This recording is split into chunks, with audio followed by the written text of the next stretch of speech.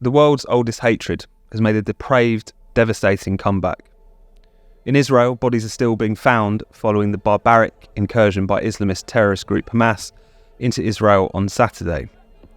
More than 260 bodies have been recovered from a music festival where young people were gunned down, kidnapped and raped, according to eyewitnesses. In the tiny farming community of Be'eri, 100 bodies have been found. That's 10% of its entire population. Reports have surfaced of babies being killed during a horrendous massacre at the Kfar Azar kibbutz.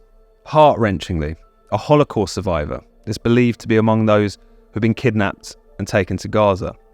At the time of recording, 1,200 Israelis, the vast majority of them civilians, have been confirmed as dead, butchered.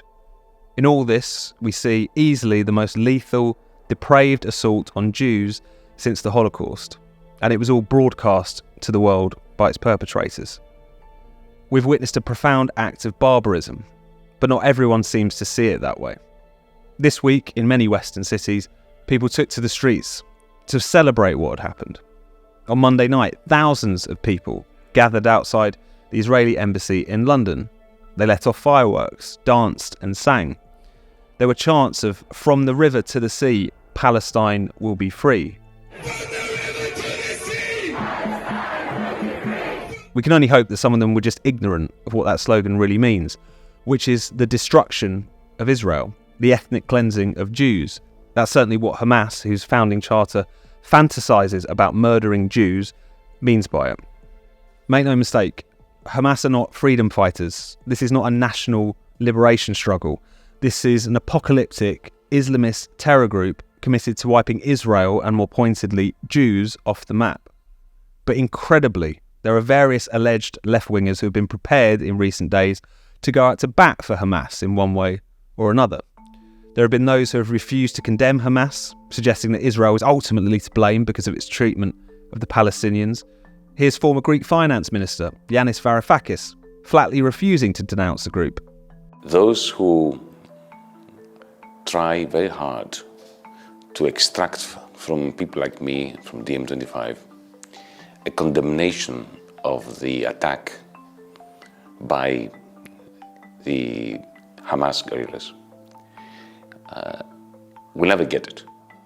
Author and academic Ashok Kumar gloated on social media, there's really no other way of putting it, about the music festival murders in a since-deleted tweet. Here's a screenshot for those of you who might have missed it. Rivka Brown, commissioning editor of Corbynite outlet Novara Media, was apparently riding high on Saturday, tweeting, "Today should be a day of celebration for supporters of democracy and human rights worldwide as Gazans break out of their open-air prison and Hamas fighters cross into their colonisers' territory. The struggle for freedom is rarely bloodless, and we shouldn't apologise for it." Yes, Hamas, those theocratic thugs, anti-Semitic killers, oppressors of women and gay people, are apparently champions of freedom and democracy. To call this deranged is too generous. This is sociopathic. It was all the more sociopathic because of what was bound to come next, and what has come next. Anti-Semitic bile spilling out onto our own streets here in the West. In Golders Green, a Jewish area of North London, a kosher restaurant was smashed up and robbed on Sunday night. Free Palestine was also painted over the railway bridge, a sadistic taunt masquerading as a liberation slogan. Also heartbreaking was an email that was sent out by the Jewish Free School in London, telling parents that their kids didn't have to wear their blazers to school, bearing their school's badge, all if it made them feel safer. Jews around the world brace themselves for this kind of backlash every time the Israeli-Palestinian conflict flares. They are always held collectively responsible for the crimes, real and imagined, of the Israeli government.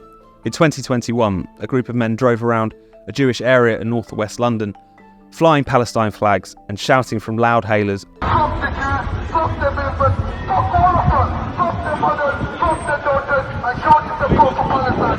Shut them out, rape the daughters, we have to send a message."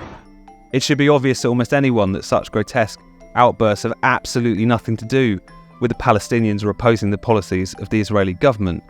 This is anti-Semitism, pure and simple. Given all this, why do some left-wingers struggle to condemn what Hamas has done in Israel? Why are so many of them making excuses for it? Why are some of them openly celebrating it? Why are others making excuses for the people who are openly celebrating it? We really shouldn't be surprised. For years now, many leftists have been gripped by what the author Jake Wallace-Simons has called Israelophobia, an opposition to Israel so unhinged and so detached from reality that it has rehabilitated anti-Semitism and provided cover for even the most vicious of anti-Semites. You can see this in the career of Jeremy Corbyn, who has a history of fraternising with Jew-hating Islamists. The former leader of the Labour Party infamously once referred to Hamas as his friends. Tomorrow evening it will be my pleasure and my honour to host an event in Parliament. I'd also invited the friends from Hamas to come and speak as well. He also once invited Raed Salah, a man convicted of repeating the anti-Semitic blood libel, to tea in Westminster. The left's embrace of identity politics and its crude hierarchies of victimhood also seem to have convinced many leftists that Jews are hyper-privileged whites who, by definition, cannot be the victims of race hate. This is the point Diane Abbott, MP, expressed in a letter to the Observer newspaper earlier this year, arguing that while Jews could experience prejudice, they could not experience racism. She even likened them to gingers in this regard. Then there is the conspiratorial turn of the left. Leftists increasingly see capitalism and world affairs as the product not of the structure of society or competing global interests, but of cabals of scheming billionaires and bankers. And this maps on all too easily to the classic anti-Semitic tropes about shady Jewish financiers controlling economic and geopolitical affairs.